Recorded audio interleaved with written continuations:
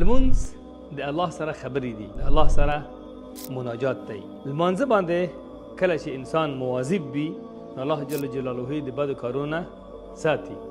ان الصلاة تنهى عن الفحشاء والمنکر.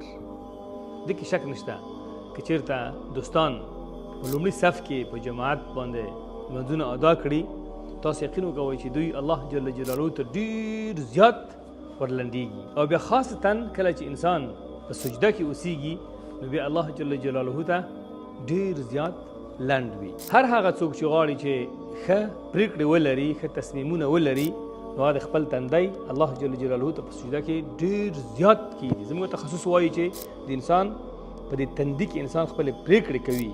د دې پرېکړو د ښه تصمیم ګیري په خاطر باندې انسان باید دغه تندی په ځمکه باندې کیږي. او قرآن موږ ته وایي چې وسجد واقترب، ته سجده وکوه، الله جل جلاله ته دې نور هم ځان ورلنډ کړه. نو رمضان بهترین موسم دی چې موږ تاسو په خپل مانځه کې خشوع زیاته کړو.